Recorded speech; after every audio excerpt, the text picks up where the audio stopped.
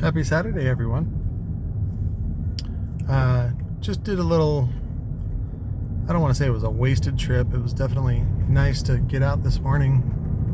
The heat has been pretty terrible lately.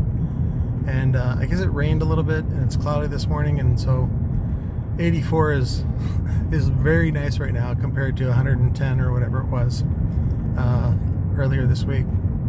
But yeah, I went to the VA. I guess I have degenerative disc, which a lot of people have.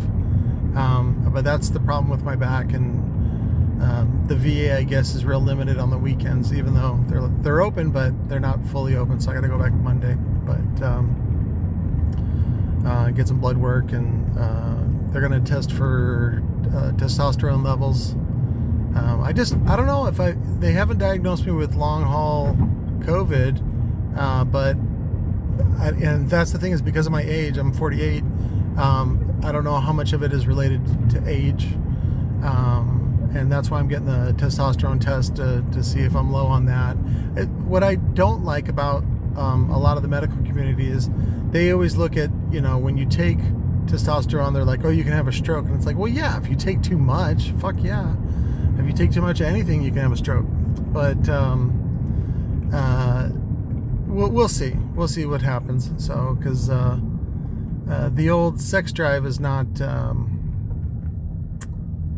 it's definitely not the way that it was. But that's also part of my age, where I start getting a lot of boner pills ads and things like that. But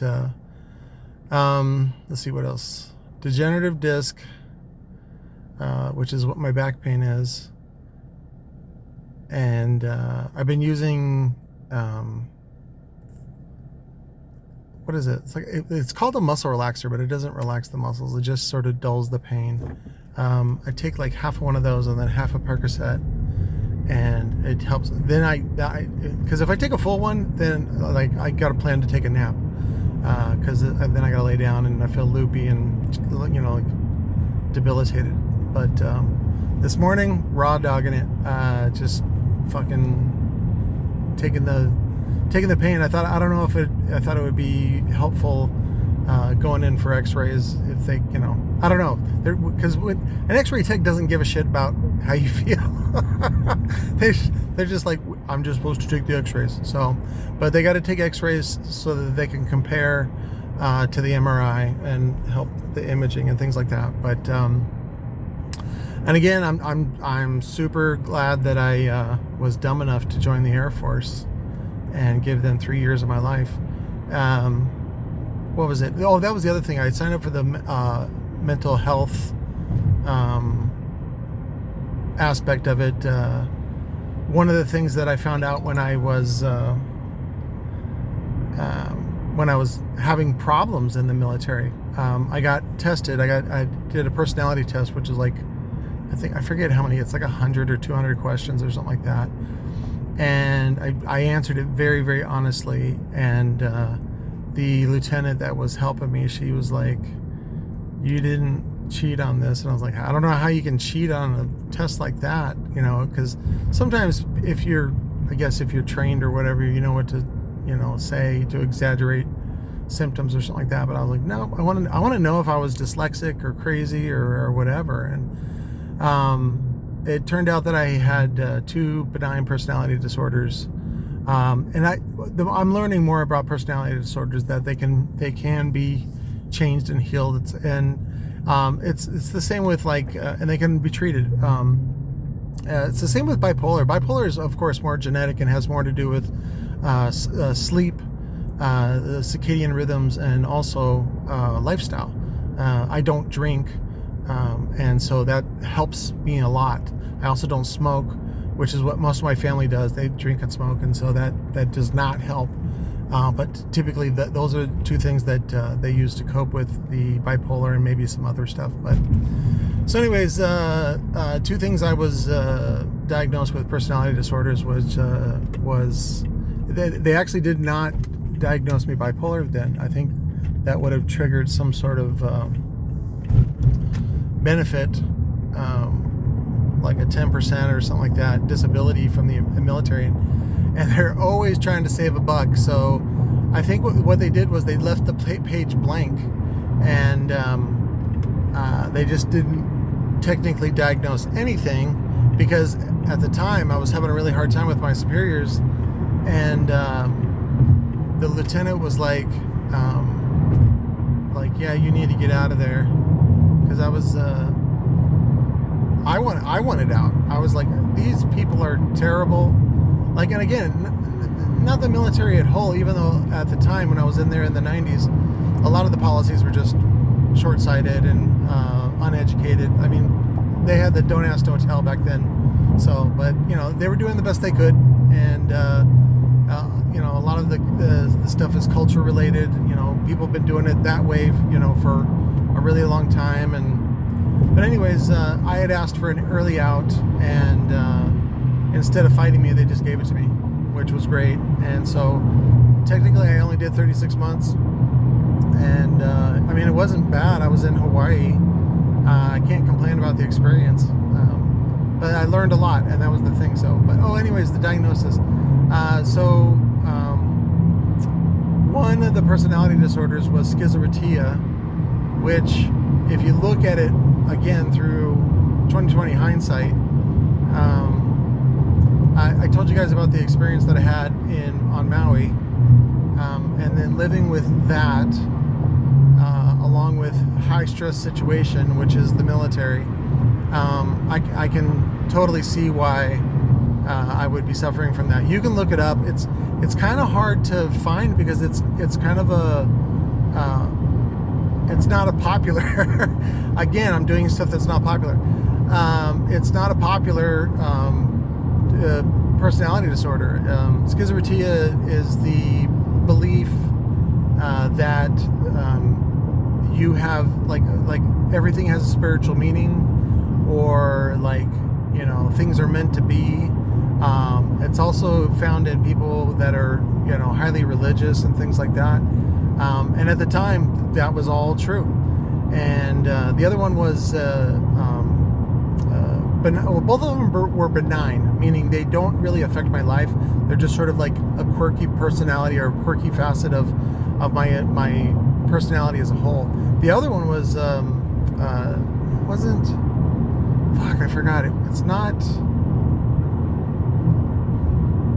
Oh, it's not narcissism. Maybe it is. Maybe it was. But it was like a benign version of narcissism, where basically it was, you know, I was on a mission from God. And so I think that I'm different than other people.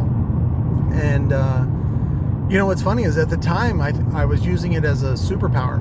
Oh, shit. I missed my exit. Because at the time I was using it as like a superpower. And it really gave me a lot of hope and a lot of confidence that I normally wouldn't have. And, you know, that I didn't know about, that would help me combat my wife's family. My wife's family comes from a lot of really just negative, what's the word? Self-pity. But that's actually very, very common. And so, anyways, so those are the two. God, I can't remember. I don't think it's called narcissism. It was called something else. But anyway, it's like a narcissist. That wasn't narcissism. It was something else where, like people that work out a lot and want to show off their body and just want to, you know, I'm better than you and all that kind of stuff. And if that was not me. So it was like a benign version. And like again, I was talking about at the time I was living it in a sense that, and well, it showed up in the way that I would take orders.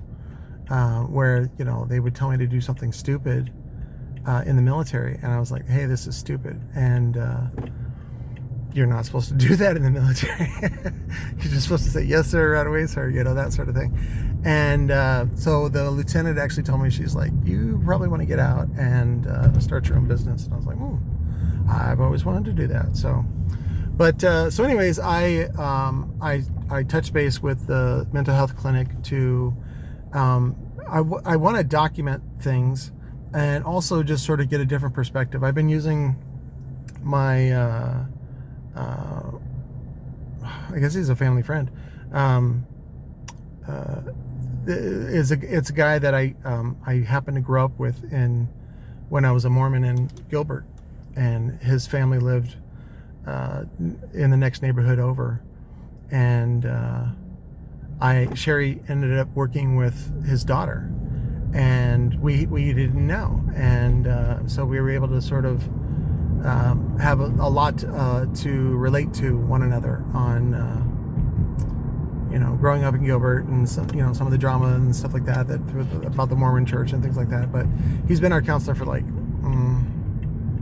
5-6 years, 7 years, something like that, and he's a really good guy. And he's the one, I don't know if I was telling you this or somebody else, but he's the one that actually dated my mom for half a second when she was she moved into that condo over in Mesa, North Mesa. And she invited him over, and he brought a bottle of wine, and they ended up banging. And then my mom got all clingy and was like, hey, we're going to the Sedona for the weekend. You want to go? And he's like, nah, I'm good. And, her and her 4 kids. And my mom did not take that well. And so there was a moment years later when I was seeing him as a counselor, and I was helping my mom fix a computer, and she just sort of had me in a vulnerable position and was like,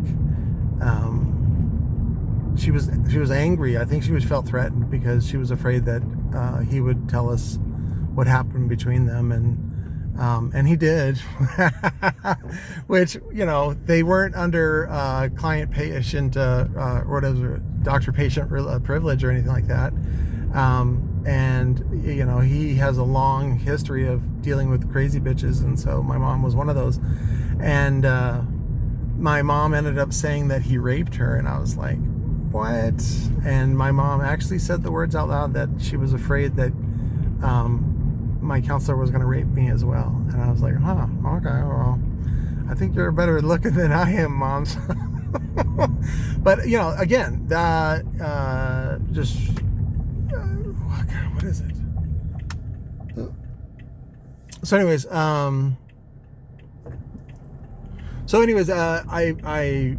I encourage you guys to get if it's available to you, counseling.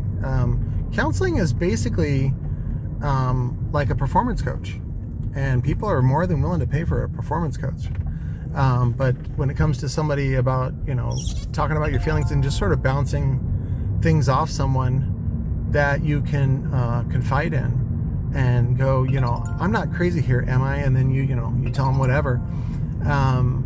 That is a very powerful thing. And for a guy like me who is just surrounded with crazy people and demanding people and a high intensity work environment, things like that, it's nice to be able to talk to an adult that is not there to judge you and is there to sort of cares about you and cares about your well-being, and even if it's like just for an hour. So, and that's why I actually think that seeing like sex workers is therapy, and it should be encouraged in our society, and it's not. But of course that goes back to my Handy's Not Hate campaign and things like that. So, but all right, Taz, I'll be home soon. Let me order.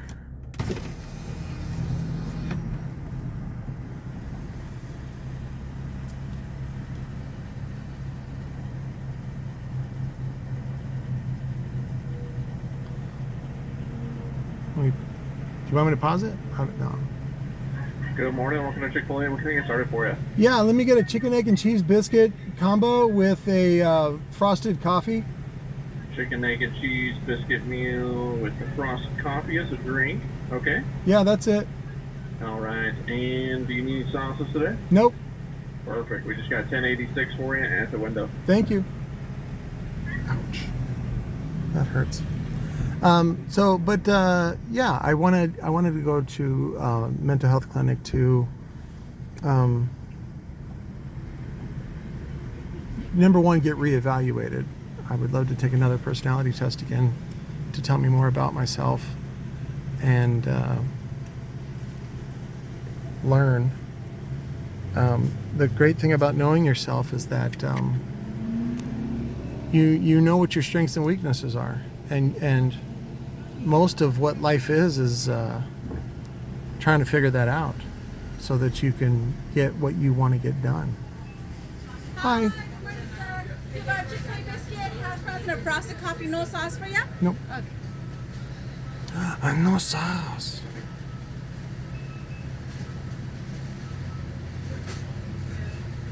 One second, sir.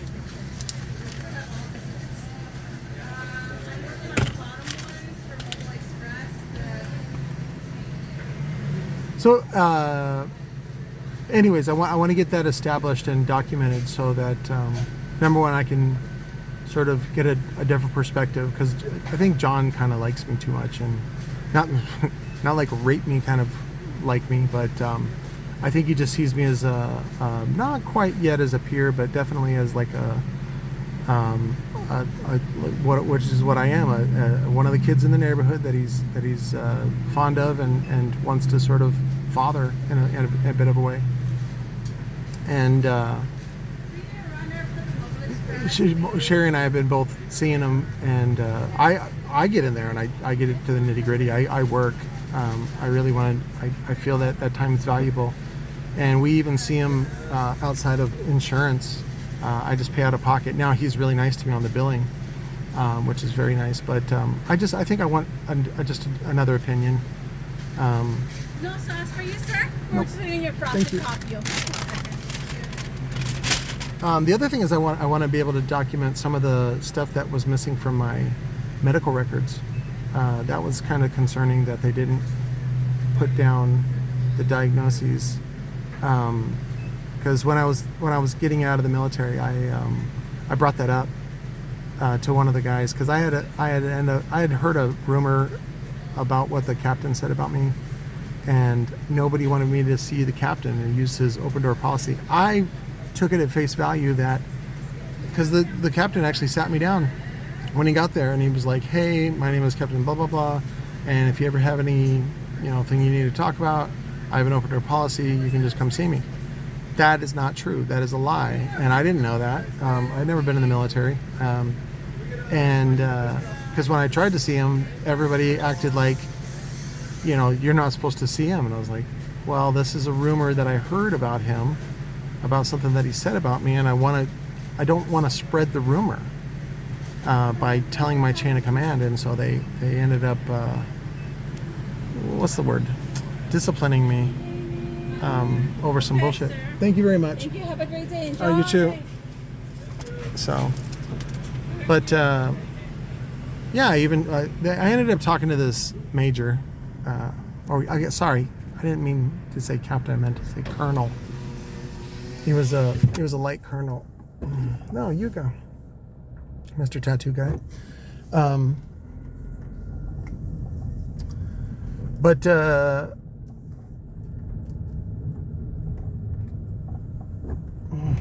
let's go see Chrissy at the machine shop.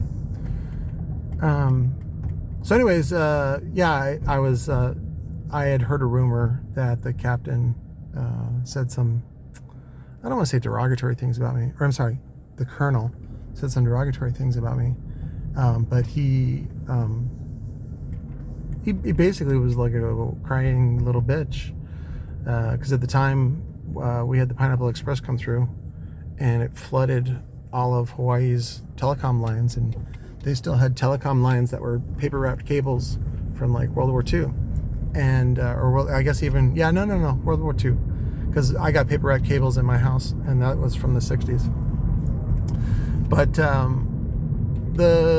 we were on 12-hour shifts, and I didn't have time to go take a break because I had to monitor the phones, and I had heated up my meal that Sherry had prepared for me, which was spaghetti, and of course the fucking colonel shows up unannounced, and I call the room to attention, and the rumor that I heard was that the colonel said that I almost spilled my hot spaghetti all over him, which was not true, and he was just kind of disgusted with me that that I was eating on the floor. Not on the floor. Sorry, it's a term. I worked in a comm center, and there's a main corridor where there's telecom patch panels, and that's called the work floor. And I was in that space, and I was sitting in a chair, and I was using a little desk thing to eat. And so anyways, I was in that area, and I guess that was inappropriate, and which was, again, rather than asking me and talking to me or pulling me aside, or anybody even wondering why I was doing that, or even giving a shit enough about me to have me defend myself, I was just sort of labeled a jerk and thought and assumed the worst about me, even though I didn't really do anything wrong. But there was some other stuff that I did wrong in the military, like at the time Timothy McVeigh admitted to bombing the Oklahoma Federal Center as revenge for the way that the government treated Waco and killed children, which I can see why he was pretty upset about that. I don't agree with what he was doing, but what I didn't agree with was the way that the federal government was treating and allowing the mob to rule by doing a perp walk through a fucking crowd of people yelling, "Kill him, kill him, kill him." And at the time I was on a bulletin board on this is like early internet, so bulletin boards were still popular, and I was on the base bulletin board under a pseudonym. That's a fake name for anonymity reasons, and I was expressing some opinions that were, again, unpopular. They weren't wrong because it's an opinion, but they were definitely not in line with what this colonel and the base and the federal government had.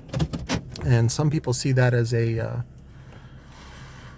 lack of loyalty, that I needed to get in line and do it right. What's funny is, or I shouldn't say funny, ironic.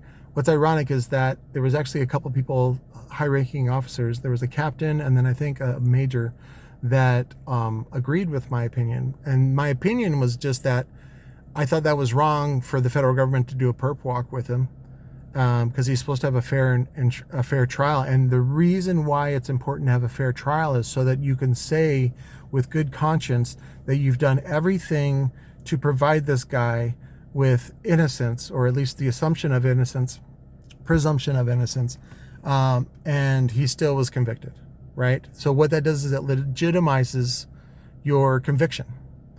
And that's why it's important to give people a fair shake, and again, that it also requires integrity, just like with the open door policy of my colonel. That was a lie. It was a two-faced lie, as they call it, because he said one thing and then he did another. And the world is filled with that. And right now, the whole reason why I came up with this talk was I was thinking about my niece, Everly, and I was thinking about the military service of her older sister that's in care of her right now, Yish and Lauren. And both of them have completely bought into the bullshit of the military. Yish is a former Marine, and he likes to have a big TV with like CNN or Fox News on all the time in case there's an emergency. Sure. And Lauren is the hot chick that Yish cannot do better, and so he shows his loyalty by doing whatever the fuck she tells him to do, even if it's based on fear and nonsense and just her being neurotic and selfish. Yish is there to support her, just like in the military. That's what they want you to do. They want you to support their bad idea. But what's funny is that then they want you to be responsible for it when the shit hits the fan. And you saw that in I know it's just a movie, but what's that one with Jack Nicholson? You can't handle the truth, that guy. uh, there's no wonder why we have so many problems, because nobody has any integrity. Nobody wants to talk about the truth. And that was another issue that came up with me this morning, was that I get some of these guys that don't like what I said about Big D Wiz, or don't like what I said about MB enclosures, when really all I did was reveal a truth, and my truth is based on my work of finding out facts about amplifier design, about electronics, about marketing, and things like that. And I think that's why you guys tune in, is because I don't care about that stuff. And I mean, I think sometimes it's useful, right, to make money, right? Because if I say this is a magical amplifier, right, like a PPI art series, people immediately have this, visceral emotional response of joy, of like, yeah, it is a good, but it's like, it's not worth, like when somebody wants $400 for an A600, it's like, fucking go shoot yourself. Excuse me. But that's the craziness that is audio. And that's one of the things that I know that I can control and I can do, and that's what I try to tell you guys. But yeah, I was just I was little the clouds, whenever it gets even just a little cloudy in Arizona, when we're not getting our constant sunshine and vitamin D, we get depressed, and we have a hard time. So, but and that's what I was thinking about today, and about Sherry's due home on Monday, and I'm not really looking forward to fighting her with the confidence issue. So Sherry does not have the confidence to fight the stupidity and selfishness of her family and stand up and do the right thing. And that has put a huge strain on our marriage and our relationship. Because to me, it's almost like fire, like in my belly, like where I want to fight. And I thought about how, I got banned from Christmas the day before Christmas from my in-laws, because I don't drink, and I wanted Christmas to be about loving each other and joy, not about exchanging gifts and materialism. And that certainly did not fare well with my mother-in-law, who worked for a military contractor, and my father-in-law was, former Marine, 3-time Purple Heart recipient. Do you see where this is at? And I didn't pick them, but they're so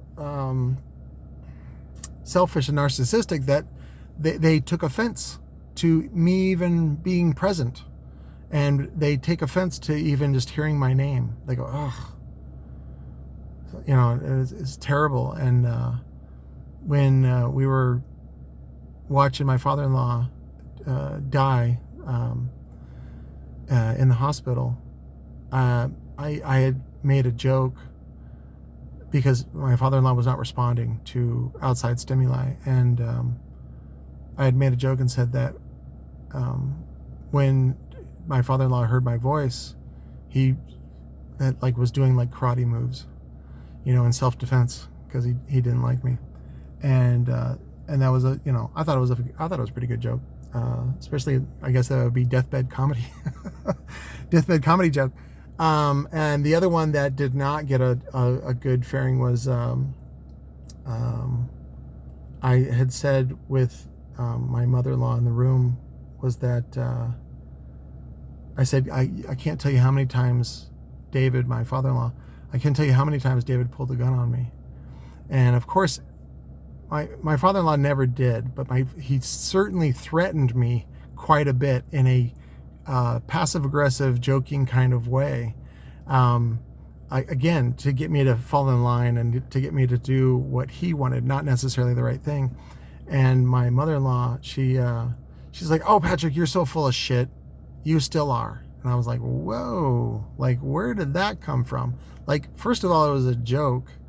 Like, I know it wasn't true, but it was just really mean and angry. But I didn't say anything. I mean, her husband's dying. This is her moment. This is not my moment. And at the funeral, I didn't say anything. I was like, nope, this is not Patrick's comedy showcase. This is about David and about his death and about having a good ceremony and a good sending off and all of that. So, but I think the point that I want to share with this video is that my story is unique, of course, but it's universal in a way that there are many of you that live similar lives, in that once you learn the truth, and it's any truth, it's not necessarily about audio or politics or something like that, but it's once you learn the truth, it's actually a huge responsibility, because then you got to decide whether or not you want to defend it or not, and decide if you want to pick up that battle. And you'll find that the more truth you learn, the more people you have to fight, because people don't want the truth. People want the lie, and they're okay with the lie. Now they'll complain about the lie, but they won't do anything about it. And that's the situation I'm in with my wife. Things have not been going well, and this vacation she went on was helpful, but she's coming back, and I'm just feeling anxious that like I'm not allowed to have any sort of expectations about change. But I did watch a good episode of the Orville last night, and I love the work that Seth MacFarlane is doing with that show. That's his show, that's his baby, and you can see so many moments from his personal life show up in the show, and it's just really, it's funny, it's sci-fi, it's visually appealing. I highly recommend it. I'll put a link to it in the description.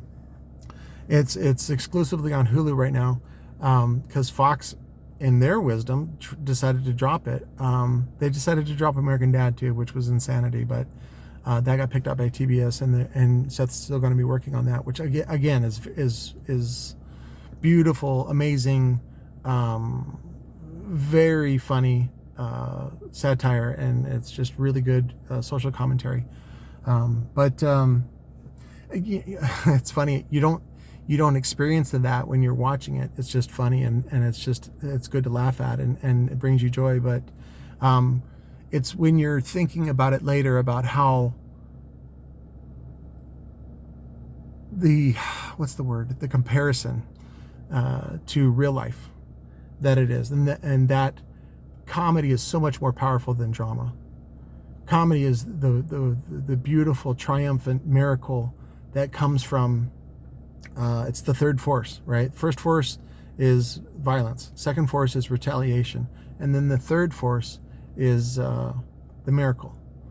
And that's what comedy really is because it takes a minute for you to put things in perspective, and also to remember to, this Dr. Gim, who did like 6 toenail resections on me in the Air Force, because they wouldn't pull out my toenail because it was too wide for my foot. And he told me something really beautiful, because I was really intense and I was really having a hard time with my feet and with the military and all that kind of stuff. But Dr. Gim told me, he said, life is too important to be taken so serious. And he's right. And that's one of the reasons why I bring comedy to you guys, and that's why I take a light heart about some of the stuff that people put in audio that's so serious, like that idiot that runs Audio Frog, or that idiot that is named Big D Wiz, and his little sidekick buddy Robert. Those guys just take all themselves way too serious. And it's like, you're talking about, first of all, something that it's not even like a popular nerd thing like Big Bang Theory, which I can't stand, by the way, the canned laughter and all that bullshit, and I just hate that show. But there's a lot of nerds that really like it, and it's because they talk about nerd stuff, and what hopefully you'll find out later is actually manipulative. It's not genuine, and that's one of the reasons why I don't like 2.5 Men and all that, what is his name, Chuck Lorre comedies. They're saccharine and it's fake. I don't really like that. It's not honest comedy. It's palatable and it's mainstream, and that's what networks like, because it's profitable. it appeals to a wider audience, and then you can sell more ads. But anyways, I'm here at the machine shop. Chrissy is not here, even though I told her to go to work and be productive. So I'm gonna jet home, eat my chicken egg cheese biscuit, which is delicious. I don't care if they hate gays, because it's delicious. Now, what I think the gays should get together is like, gays are a lot like women in that there's way more of them than you think there are, but they can't get along. So they can't get anything done. And so, but the gays and women can completely take over society, but they don't, because they can't organize. I should say they not can't, they won't.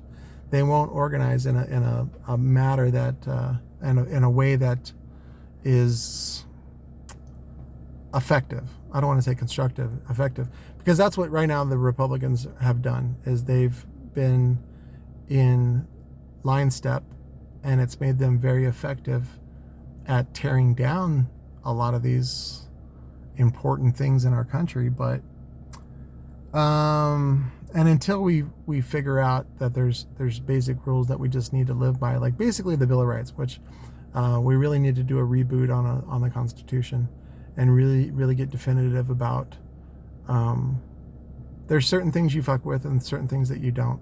And again, it's really fucked up, because our Constitution says one thing, but how the federal government interprets that, and the people that are in it, again, the member of the government is just people. And so if all those people are getting paid and getting benefited by molesting and perverting those words in that document, that's what's going to happen, because they're the ones that are in charge.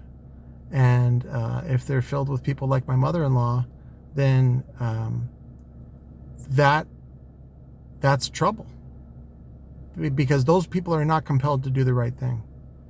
They're compelled to do what they think is best for you, which is that's a different solution. And if you're black in this country, you know that because of the way cops treat you. And or if you're someone like me, you definitely have a different experience with police than somebody else. But anyways, I'm sure I'm getting plenty of comments that I shouldn't speak for black people. What was it? Some guy commented the other day. It was like, I had used the term black culture, and he's like, don't use that. And I was like, I said, there's only one king of all blacks, and he's in the Howard Stern universe. You should look him up. I'll put a link to him in the description. He's a complete goofball, but I love his name, that he calls himself the king of all blacks. Anyways, I love you guys. I will talk to you later, and I'll do some good videos. I got to go home and take my medicine and do some stereo work and things like that, and get some orders pumped out for Monday. But I love you. I'll talk to you later. Bye.